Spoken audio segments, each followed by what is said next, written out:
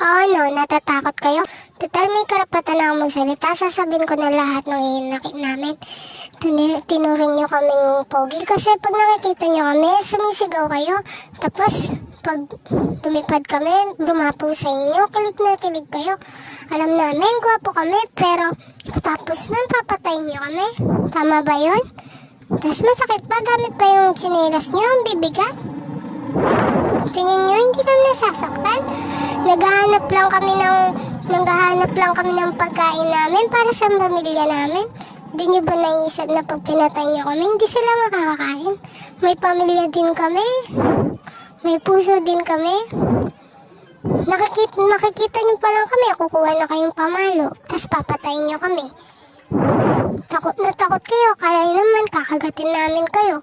Kayo kaya yung makita ko, tapos paluin ko kayong tsinelas, matutuwa pa kayo?